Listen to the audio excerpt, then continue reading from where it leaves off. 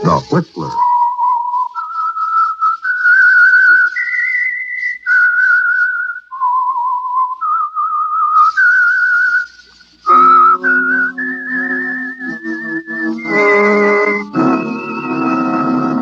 I am the Whistler, and I know many things, for I walk by night.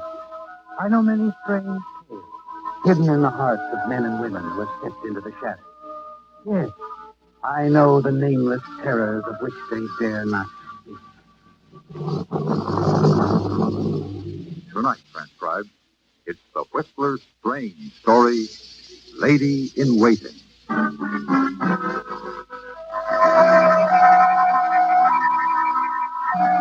Her own feelings didn't match the day at all. It was spring in San Francisco, and the city had a way of catching the spirit of such occasions. Even Eddy Street and the rather dismal office building she was entering seemed to brighten up somehow. She paused near a flight of stairs, her eyes examining the directorate. A few minutes later, a secretary ushered her into Attorney John Bradley's office. Sit down, Miss Collins. Thank you. You, seem nervous. Is there something... It's just that I'm not sure you can help me, Mr. Bradley. And no one else knows what I'm about to tell you. No one else will, whether I handle the case or not. Now, does that make it easier? Yes, much. Well, it's quite simple in a way. The facts, I mean. You see, I was keeping company with someone a number of months ago. A very fine man. At least, I thought he was. Go on. I wasn't in love with him.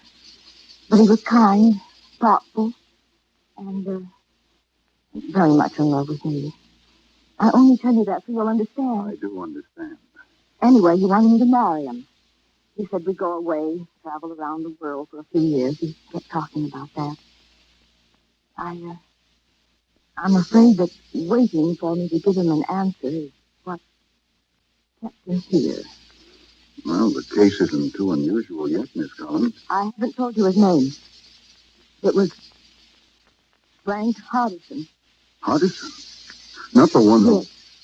Believe me, I didn't know any more about that part of his life than anyone else. He never told me.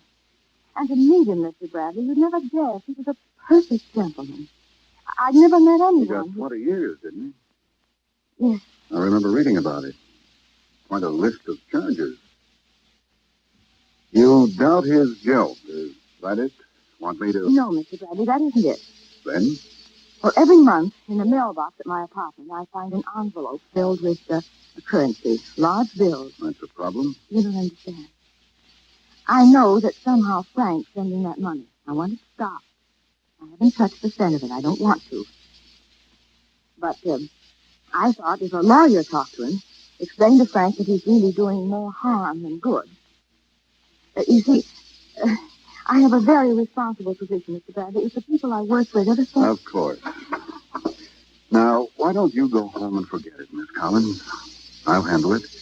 I'll drive up and see Hardison tomorrow.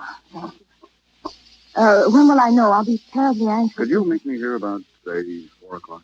No, I'm sorry. See, I'm with an advertising agency, Mr. Bradley. And we have an important meeting with a client this afternoon. Then why not meet me after hours at the El Prado Bar? 6 o'clock. All right. And I'll have all the answers for you. I hope so.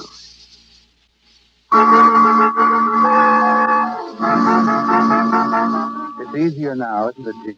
Now that your problem is being shared. And somehow you feel a sense of confidence in Attorney John Bradley. Riding home in a cab, you hope that it will go as simply as Bradley seems to anticipate.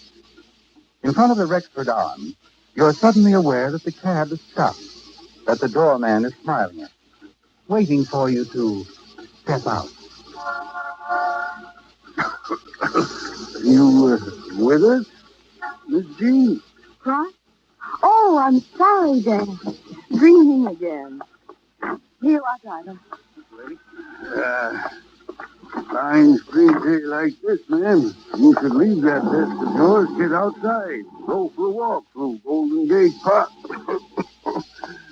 Nothing like being outdoors. Dan, you're wonderful. How are you feeling? Oh, I'm all right. You think you should work like this, Dan? It's outdoors.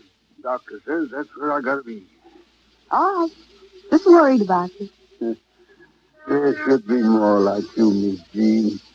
And from the way you looked and acted the past few days, I guess you've got things in your own mind. Dan, there should be more like you to notice. It's just a business worry, Dan. And I think it will all be cleared up tomorrow night.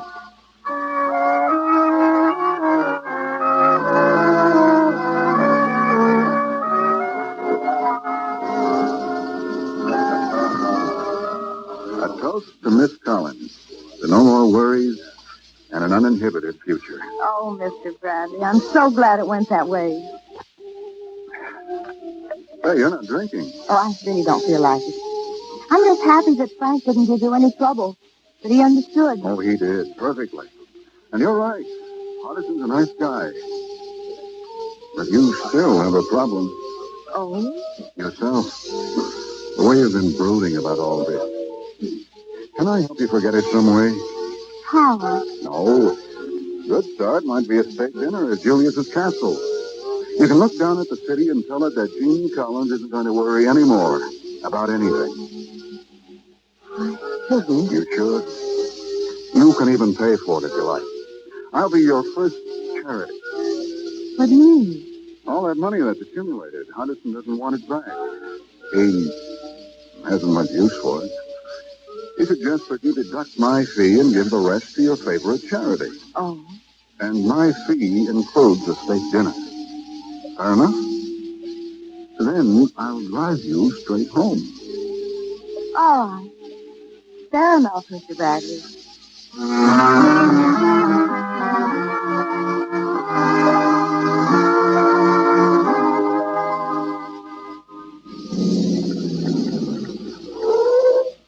There you are, Jean. Right to the door. Mr. Bradley, you've been so wonderful. John? Oh, John. You've been very kind, and I do appreciate it. Your favorite lawyer, huh? Absolutely.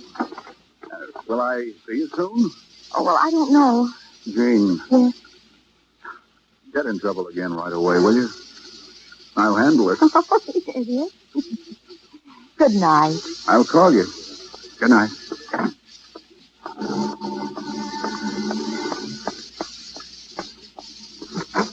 Evening, Miss Jean. Hello, Dan.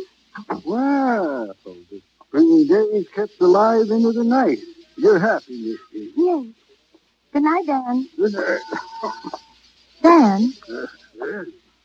Dan, you're not really very well, are you? Oh, now. Please, I want to know if you had some money, quite a bit of money, is there any doctor that could help you? Miss Jean, there should be more like you. Ma'am, I'll not forget this. Tell me, Dan. I'll tell you this. A long time ago, I had all the care a man could have. It's no good. I'm just standing by the door now, waiting my turn. I'm sorry. Don't be. Forget it, Miss Jean. Only I won't ever forget you. Good night, Dan.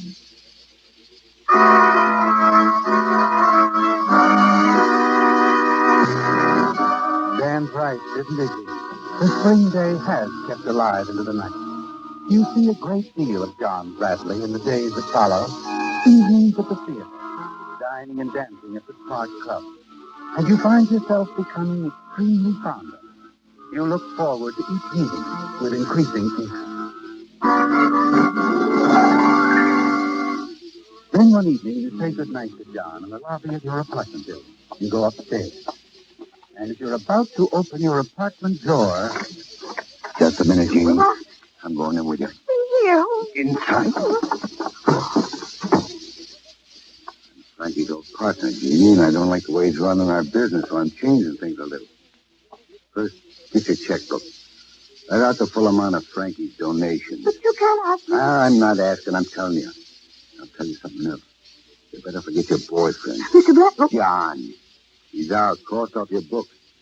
You mustn't see him anymore. He might get hurt. Well, he's done nothing. Not yet. But I don't like you hanging around lawyers. You're Frank's girl. But... Casey, come in. You can write that check out now to your favorite charity. Joey Stark.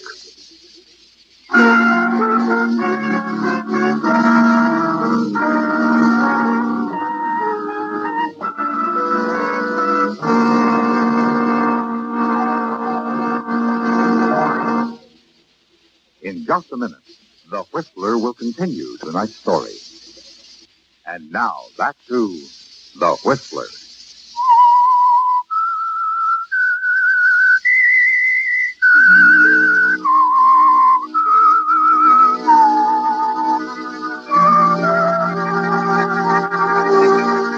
It vanished in an instant, didn't it, Gene? The hope for a bright, clean future. Joey Stark, Frank Hardison's partner, once believed that you don't know what was going on, have no knowledge of the sort of deals that sent Frank to prison for 20 years. More than that, Gene, he insists that you stop seeing John Bradley. And for the next 3 days, you're afraid to even talk to him, even on the telephone. The terrible part is the realization that you love John, isn't it? That you don't want to give him up. An hour later, you find a note downstairs in the mailbox. Orders from Mr. Joey Stark to meet him tonight. You hurry downtown to your office. Hello, Jane. John, you shouldn't have come I'm here. staying right here until you talk to me, until you tell me what's wrong. Close the door. But... It's nothing, John. Why have you refused to see me? Why aren't you in when I John, called? You even have the doorman at your apartment making excuses when I know he's lying. Jean, if it's something I've done... No, you haven't done anything. Someone called on me. A man, Frank's partner. Oh? He won't believe that I don't know about Frank. His name is Joey Stark. That's all I can say. I'm meeting him tonight. No, you're not. I'll meet him, talk to him, like I did with Frank. No. Please, Jean, now be careful. Now, tell me where you were supposed to meet him. There's a note. I have it in my purse. It's all there. A hotel on Ellis Street. When you get through here, go home. Wait for me to call. Don't open the door or talk to anyone. John, you will be careful. I'll handle it. Just wait until I call.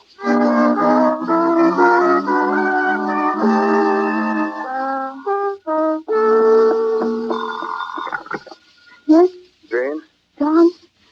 Are you all right? there's nothing to worry about. You sorry? Jane, this call goes to a switchboard, doesn't it?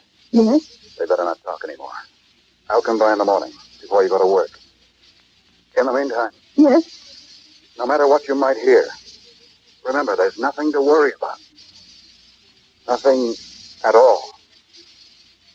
Not now.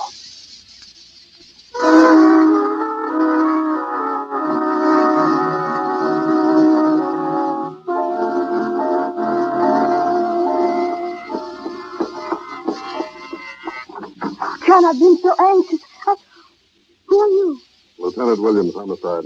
This is Sergeant Knowles. May we come in, Miss Collins? Homicide? I don't understand. There's some things we don't understand, Miss Collins. Well, can we talk it over? Come in. Yes. Sit down. Now, that won't be necessary. I'll come right to the point, Miss Collins.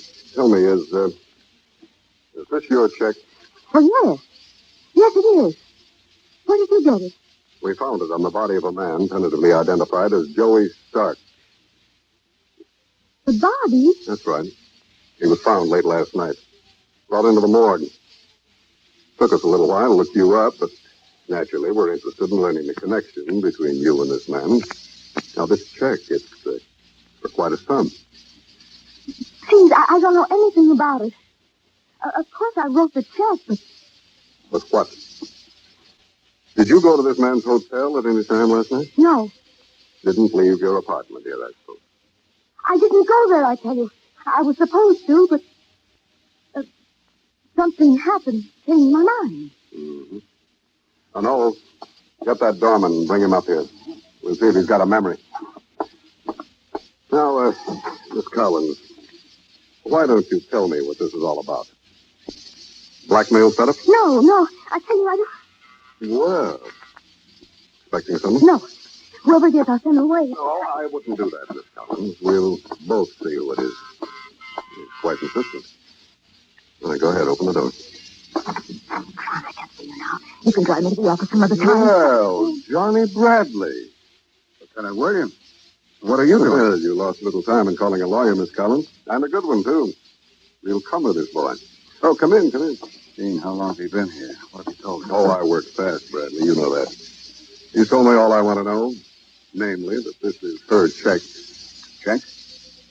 What about it? John, they found it on Joey Stark's body. Say, you folks talk real familiar about Joey. You know him too, Bradley? Maybe. Why shouldn't he have Miss Collins' check? He gave it to him as a favor for someone. Really?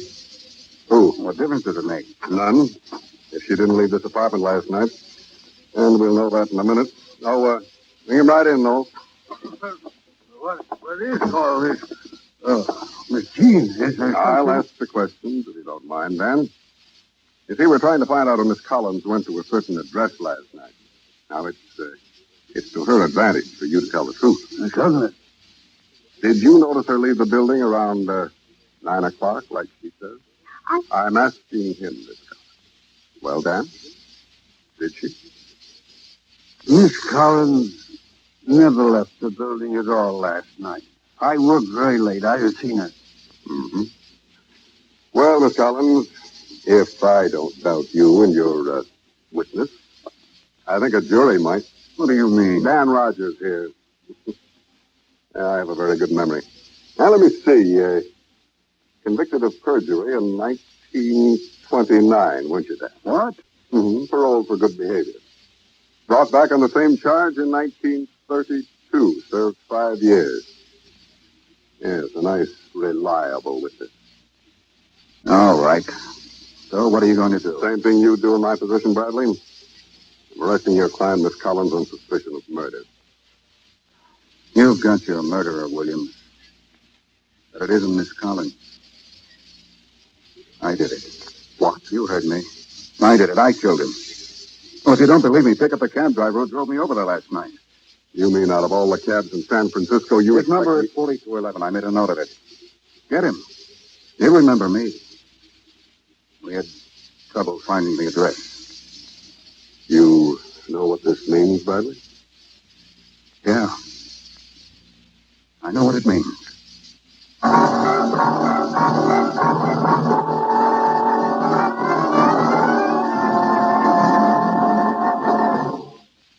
And now, back to The Whistler.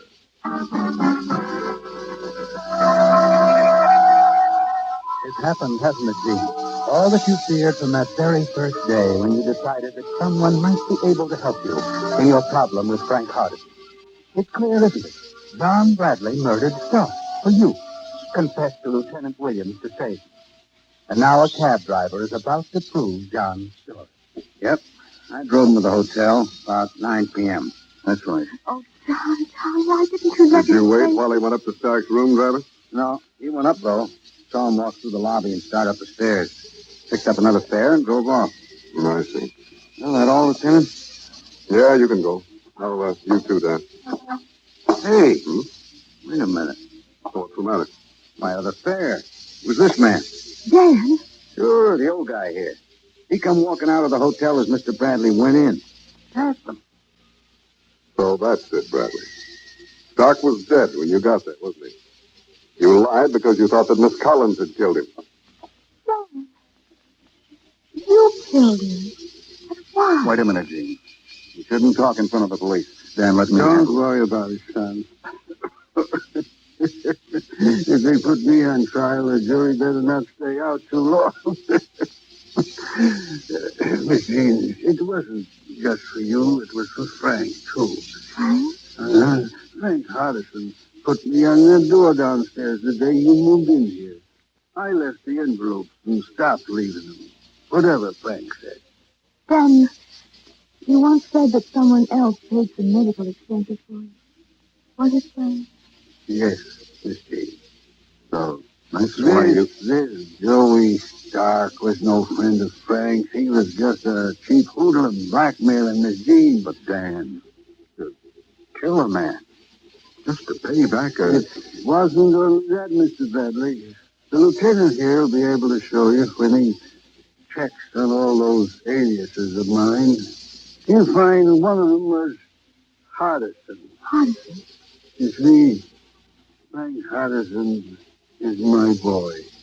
Miss Jean, he asked me to protect you. You were the one decent thing that ever happened to him. Now, a question. Do you know the story behind the phrase, I have not yet begun to fight? Featured in tonight's transcribed story were Bill Foreman as the Whistler, John Stevenson, Lorene Tuttle, Herb Butterfield, Jim Nusser, Bill Boucher, and Jack Moyle. The Whistler, directed by Gordon T. Hughes with music by Wilbur Hatch, is written and produced by Joel Malone and transmitted overseas by the Armed Forces Radio Service.